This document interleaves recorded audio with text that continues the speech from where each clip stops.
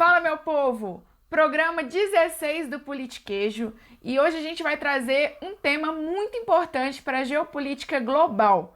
Vamos falar sobre a assombrosa ascensão da ultradireita no mundo. Eu sou Laura Colpa e falo daqui de Belo Horizonte, Minas Gerais. Salve, salve, meu povo! João Gabriel, diretamente de Teoflotone, Vale do Mucuri. Vamos prosear então, roda a vinheta!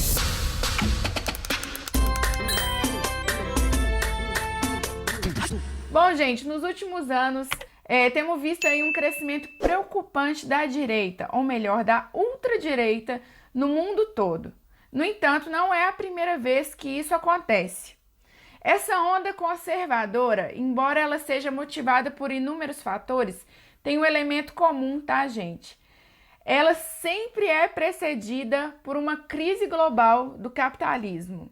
Tem razão, Laura. Olha só, nos anos 1920, os Estados Unidos tinham se consolidado como uma grande potência mundial. Isso aconteceu porque um dos espólios, né, uma das heranças da Primeira Guerra Mundial foi justamente o fato dos Estados Unidos passar a ser o maior fornecedor de todo tipo de produto para a Europa, que estava arrasada pela guerra e não tinha condição de produzir nada. Com isso, os Estados Unidos viveram um boom econômico. Pois é, João, porém, em 1929, os Estados Unidos produziam muito mais do que conseguiam consumir internamente e também já não conseguiam exportar tanto. Isso porque as indústrias e produção agrícola da Europa já davam alguns sinais de recuperação. Essa condição de produção superior à demanda provocou uma recessão na economia americana, que logo culminou em uma crise econômica global com a queda da Bolsa de Nova York, o que ficou conhecido como a famosa crise de 29. Enquanto isso, lá na Europa, a crise afetou sobretudo a Itália, que já vinha de uma recessão anterior e via seus trabalhadores influenciados pelas ideias socialistas já consolidadas na União Soviética, radicalizarem cada vez mais contra o desemprego, a fome e as péssimas condições de trabalho, quando havia trabalho, né? Nesse contexto, ascende ao poder Benito Mussolini, com discurso nacionalista, autoritário, populista e, sobretudo, acusando os comunistas por a Itália estar naquela situação. E assim surge o fascismo como uma matriz ideológica de caráter autoritário e responsável pelo extermínio de milhões de pessoas, né? Da mesma forma, o nazismo surgiu com Hitler, ascendendo ao poder em uma Alemanha que ainda sofria os reflexos da Primeira Guerra. Sobretudo, um empobrecimento causado pelas sanções econômicas impostas pelo Tratado de Versalhes. Hitler e Mussolini fizeram largo uso de propaganda para se venderem como salvadores de um povo desesperado pela fome e pelo desemprego. E o elemento comum a ambos é a escolha da palavra comunismo como inimigo maior a ser combatido pelo Estado e pelo povo. Isso lembra alguma coisa ou alguém para vocês? Pois é, Luara, lembra sim, mas nós não vamos falar disso agora não, mais tarde a gente fala. Pois é, pessoal, já no fim dos anos 1970, o mundo passou por outra crise econômica, dessa vez motivada pela alta do petróleo. Novamente, o cenário de desespero foi determinante para a ascensão da direita ao poder. Margaret Thatcher na Inglaterra e Ronald Reagan nos Estados Unidos foram os principais representantes dessa ala da direita denominada neoliberal. O neoliberalismo foi responsável por desmontar o estado de bem-estar social construído anteriormente na Europa após a Segunda Guerra Mundial. E a partir de então, o que estava em voga era o Estado mínimo. Só que, gente, o Estado mínimo ele não proporciona o básico ao seu povo. Porque qualquer medida de cunho social ela é vista como uma despesa desnecessária, sobretudo porque leva a um pensamento de que vencer na vida é um mérito exclusivo pessoal, não importando então o contexto social e econômico em que aquela sociedade está inserida. Luara, é sempre bom lembrar, né, fazer essa contextualização histórica, que tanto Margaret Thatcher quanto o Ronald Reagan foram grandes apoiadores do regime segregacionista na África do Sul, o apartheid, né?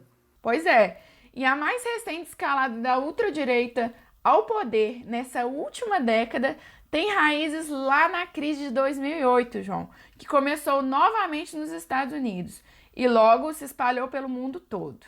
E lá na oportunidade, né, naquela ocasião, a crise aconteceu pelo fato de os bancos terem promovido uma farra de crédito imobiliário e hipotecas, o que ocasionou uma bolha imobiliária que, quando explodiu, levou milhares de pessoas a ficarem sem suas casas, a perder o emprego e a passar fome.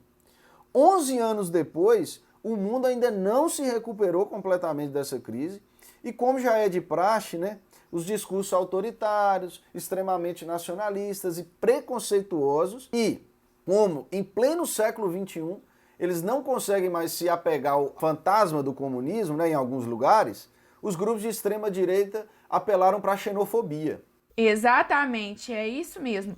Como diria o slogan do Tropa de Elite 2, né, gente? O inimigo agora é outro. E assim foram eleitos como inimigos do mundo os imigrantes, sobretudo o quê? Os refugiados. Aí, gente, quem ainda não assistiu Orange is the New Black, aquela série que tá no Netflix, já tá na 7ª temporada, essa última eles falam exatamente sobre isso, vale a pena assistir. Fecha parênteses, né? Mas enfim, gente, na Europa, os latinos, os africanos, os muçulmanos não são mais bem-vindos.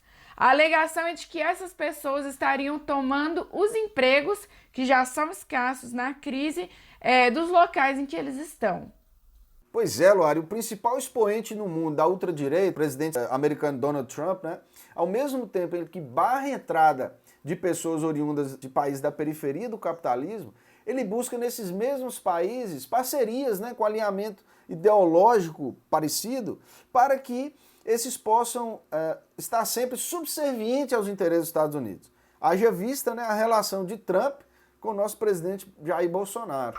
Em outros países da Europa, a direita também fechou as portas para os imigrantes, né, gente? Foi o caso do Reino Unido, que em 2016 fez uma consulta pública para a saída ou não da União Europeia, e a maior parte da população optou pela primeira opção. E a saída da União Europeia, que ficou conhecida como Brexit, né, ainda não se efetivou, mas é o carro-chefe do projeto de governo do recém-eleito primeiro-ministro Boris Johnson, que é do Partido Conservador Britânico.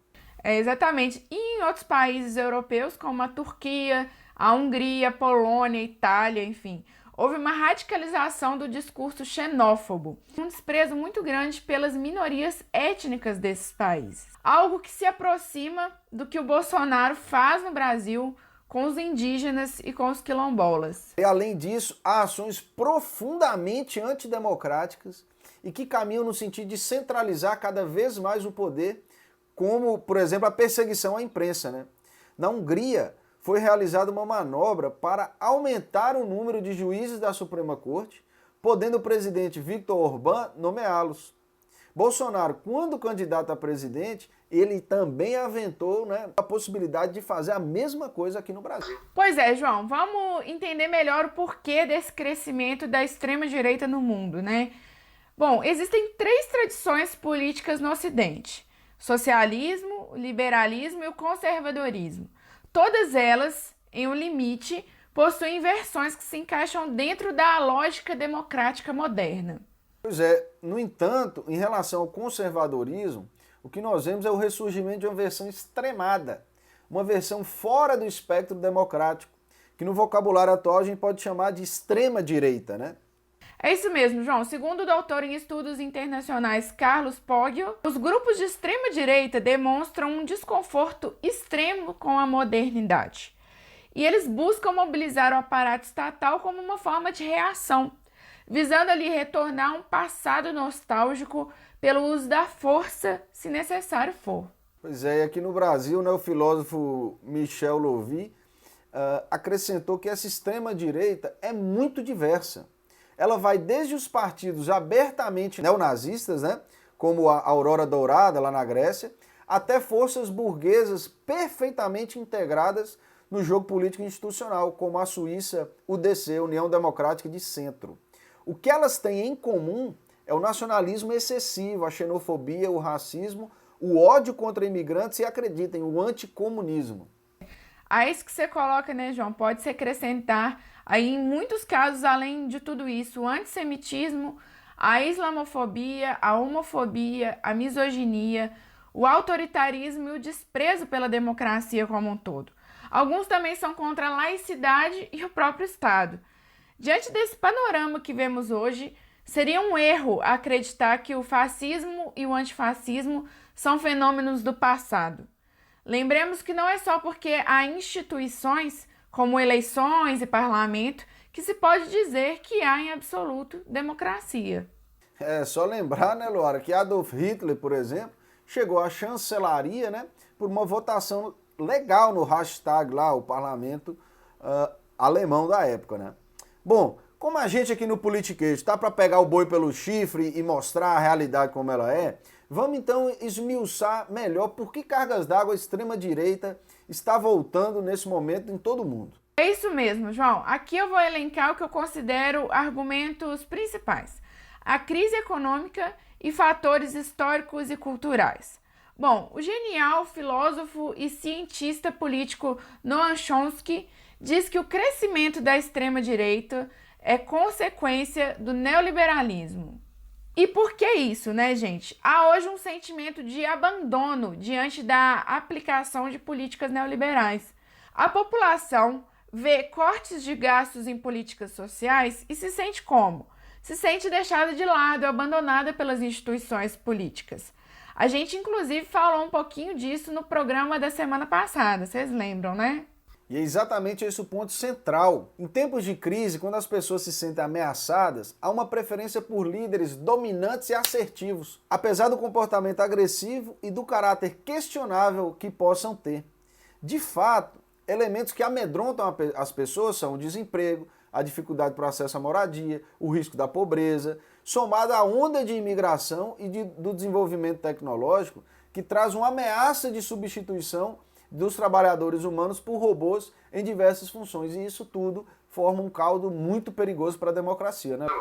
Olha que loucura! Dessa forma aí, quando confrontados com o meio de incertezas, com a falta de controle até psicológico resultante, os indivíduos eles tendem a apoiar líderes dominantes que acreditam ter a capacidade de enfrentar os ventos desfavoráveis, aumentar as chances de sucesso no futuro, né?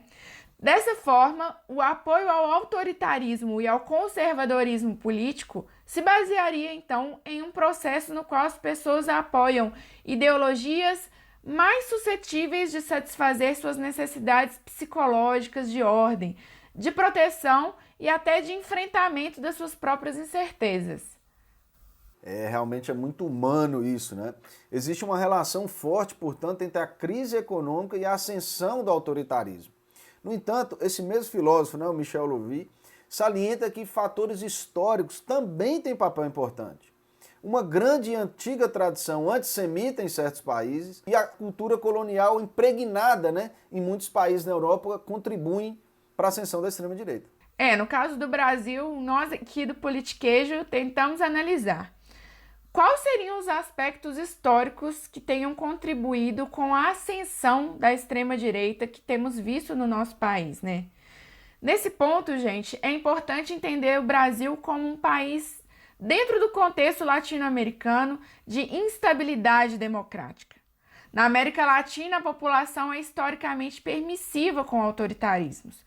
De acordo com os dados do Latinobarômetro em 2015, por exemplo, somente 56% da população concordava que a democracia é preferível a qualquer outra forma de governo.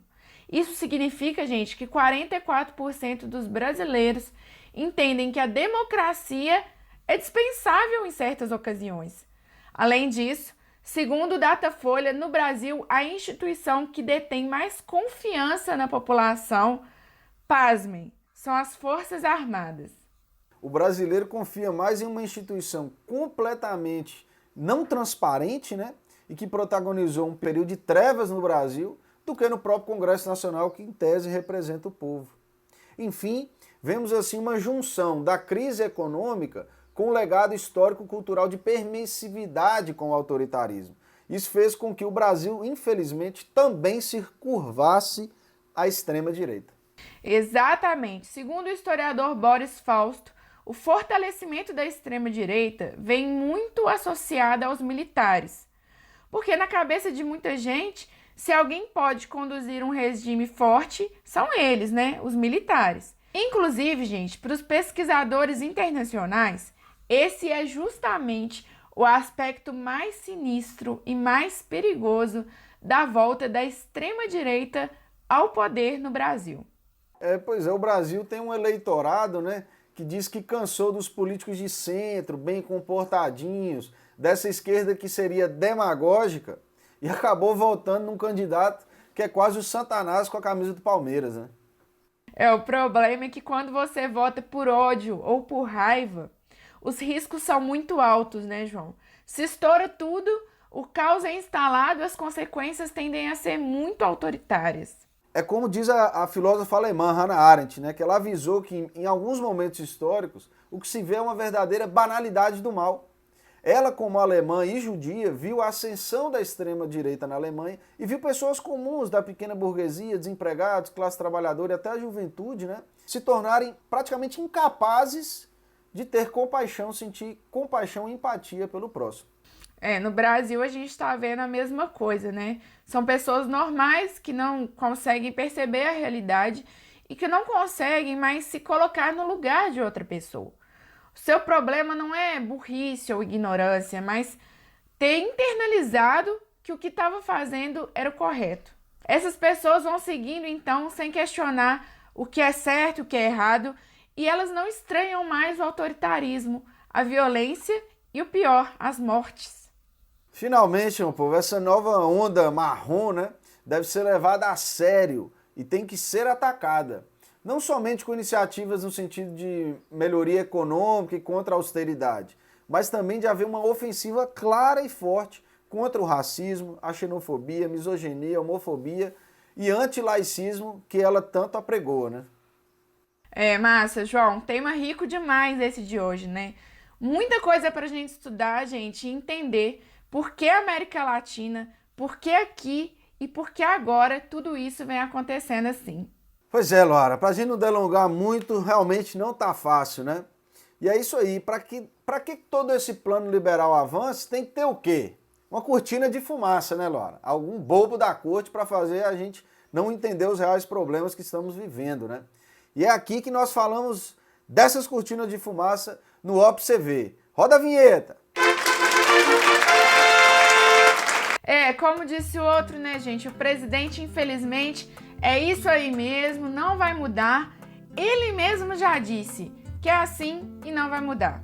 Bom, já que ele não sabe de nada de economia, de política, de lei, diplomacia, decoro e humanidade, o presidente resolveu falar de um tema do qual ele entende mesmo: cocô. Mas como não poderia deixar de ser diferente, sabe o que ele falou sobre cocô? Merda! Não caiam mais nessa mentirada, viu, gente? Deu vontade? Vai no banheiro e aproveita o momento. E como a gente sempre diz aqui, né, gente? Besteira pouca é bobagem. Fiquem com mais essa pérola aí do presidente. Ele falou que as pessoas que têm mais cultura têm menos filhos.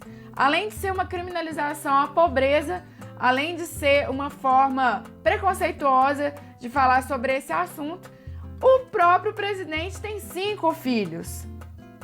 A contradição em forma de pessoa, né, gente? E aí, como a gente tá falando em filhos, e o politiquejo dessa semana caiu na semana do Dia dos Pais, a gente aqui queria frisar que existem milhares de pais que não puderam estar com seus filhos por conta, inclusive, de um Estado opressor. Seja os pais da época da ditadura que não puderam enterrar seus filhos desaparecidos políticos, seja os próprios filhos que não puderam enterrar seus pais desaparecidos políticos, podem ser aí os milhares de indígenas que também não têm notícias dos seus filhos, dos seus pais, ou pode ser na vida atual os Amarildos da vida, as Marielles da vida, todas essas famílias vítimas de um contexto, de um Estado que mata. E pode ser, por fim, os filhos e os pais dos próprios policiais militares que nessa falácia de guerra às drogas acabam tendo que enterrar tantas pessoas em vão. O politiquejo então termina aqui saudando a todos os pais que lutaram, que lutam ou que invariavelmente são vítimas de um Estado aí opressor. Né, gente? Infelizmente, o Estado mata e muita gente tem morrido em nome dele sem entender que os interesses são muito maiores, né? Mas isso vai ser objeto de um outro vídeo. Por hoje nós ficamos aqui. Um grande abraço, se inscreva no canal, ative as notificações e até semana que vem.